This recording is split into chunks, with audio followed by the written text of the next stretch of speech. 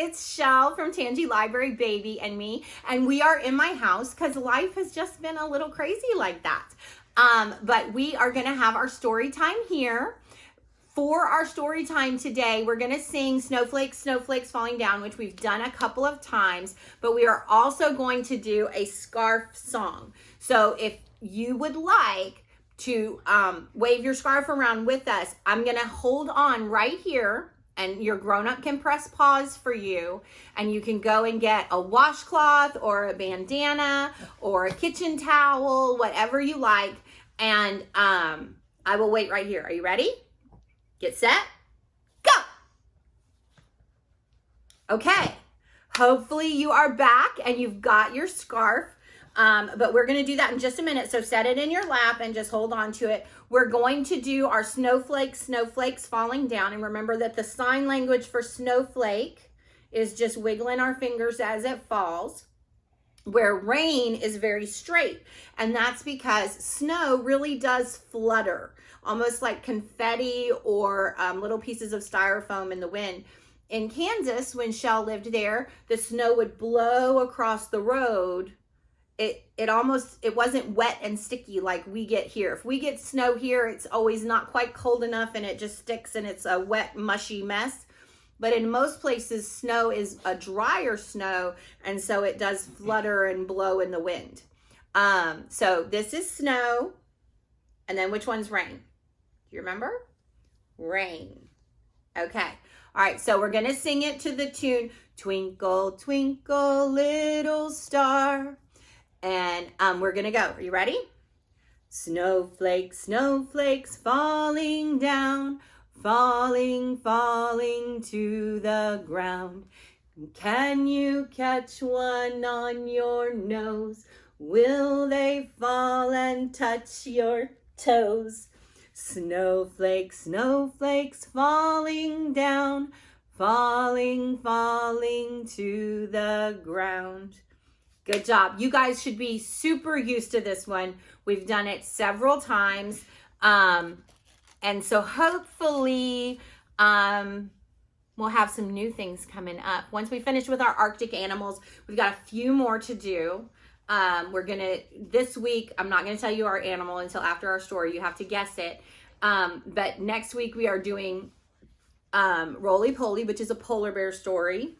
And then the week after that, we are doing Polar Bear Island, but I'm gonna give you a little spoiler that another animal comes to visit Polar Bear Island. A penguin comes. So we're gonna learn a little bit about penguins and things at that time. And then we're gonna move on to new and fun things. So let's get your scarf. Now this is to London Bridges. So London Bridges falling down, okay? And we're gonna wave your scarf up and down, up and down, up and down. Wave your scarf up and down. Wave your scarf. Wave your scarf left to right, left to right, left to right. Wave your scarf left to right. Wave your scarf. Wave your scarf fast and slow. Fast and slow. Fast and slow. Wave your scarf fast and slow. Wave your scarf. All right. And that is all of that one. So that's super fun. Are you ready to see our book? Okay, I've got some pictures behind me that will help you guess what our book is about. But if you do not know what kind of animal this is, we're gonna have, our book is Guess What? Big and Blubbery. And we are reading it with permission of Cherry Lake Publishers. And we're so thankful to them to allow librarians to do videos for y'all. So let's see if we can figure out what kind of animal it is. I have small eyes. See the little tiny eyes right here for my big body. I have flippers, so doesn't have hands like you do or like a monkey does or a koala or bears. It doesn't actually have paws. It has flippers that help me get around. I have a lot of whiskers. You see, maybe like if your dad has a beard, he has whiskers like these, but these are a little bit different and they do a little bit more than daddy's beard whiskers maybe do. My thick blubber keeps me warm, and we're going to learn more about blubber next week with our polar bear, but blubber is kind of like Shell's cookie tummy fat, except it's thicker and it's more dense, which means it's not as fluid. It's just as thick and hard, and you can get several layers of it, and it keeps them warm when they swim in cold water. So you know that they're going to live in a cold area. I can get very noisy, and they can. I will show you a video. I will post a video of this animal on the Baby and Me page so that you can hear the sounds that they make. I grow very long tusks. So kind of like an elephant has tusks that come out, this animal also has tusks. I live where it can get very cold. So this is water, and these are giant blocks of ice that float around. Some of them are attached to land, but a lot of them float around. And these animals live on that cold, icy ground all the time. I am a good swimmer, and I like the water. Do you know what I am? What do you think? Can you guess? I'm a walrus. So walrus are really, really cool. They do have babies. They don't have babies very often. So the mommies are super, super protective of their young. And if anything comes and tries to attack the herd of walrus, the mommy will grab the baby and dive into the water to try and escape it. She's very, very protective. They do have the long whiskers. And the whiskers are really cool because remember we learned in the very first page of our book that walruses have little bitty eyes. Well, they can't see very well with their little bitty eyes in the murky water. And so they use their whiskers to feel along the ground so that they can find clams and mussels that they can eat. Okay? And then here's a walrus in the water, and you can see, like, compared to his big body and his big head, his little eyes are on the side. So it doesn't give him really good front vision. He gets better side to side vision. But they're very, very small, and so he does not see very well. Walruses like to live in pods. And this is a bunch of walruses on the beach. And this is the colder water. Some walruses live up in the Arctic. Some just live in northern areas where it gets cold, but not necessarily as icy in that picture. And they all like to kind of just pile up in big piles and climb all over each other, and like puppies. And so there's a bunch of walruses like this.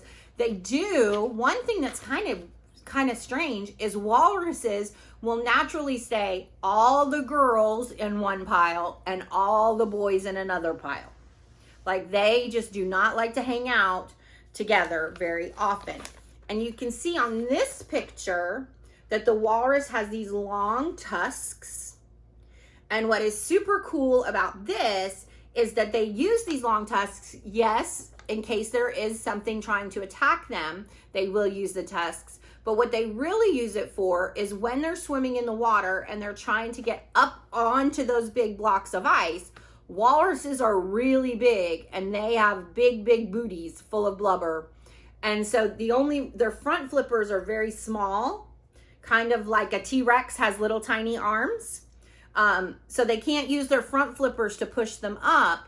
So they paddle really hard with their back flippers and they use their tusks and they'll spear into the ice and pull themselves forward. And then they lift their head and they spear the ice again. So, do you want to know the sign language for walrus? It's kind of fun. So, you put it like you've got a giant mouth, and then you're going to go down like you have two tusks. So, walrus. It's pretty good, right? I like that. I like it because he does have a big mouth, and walruses kind of make a oh, and they love to make that sound When you see the video that Shell is going to post in the links, you're going to hear them making all kinds of noise. And so they have their big open mouth, and then it just goes down to tusks. Walrus. Okay? So that's pretty fun. Now, who can remind us what our color is for this month? Do you remember? We've talked about a lot of things. Now, a walrus is not white. Its tusks are, and the snowy ground behind it is. And when we sing our snowing song, it's definitely white. So you can see the snow here, but white. And what is our sign language for white? Do you remember? It's just like pulling a tissue from your chest. White. Okay. And our shape is what? It's a circle. And sign language for that is you put your two pointer fingers, or the ones next to your thumbs, you stick them out like this, and you just do circle. That's easy peasy lemon squeezy. Circle. Okay? Now, there are some other really great walrus books, and I only picked a couple at our library in Hammond. So this one is all different pictures of walruses, and it tells more about them and how they live and how much they weigh, and has all new pictures. Here's another one that's Oceans Alive Walruses, and see, it has even more pictures. There are tons of videos on YouTube. Parents, please go through YouTube Kids. They're not always kid friendly if you don't.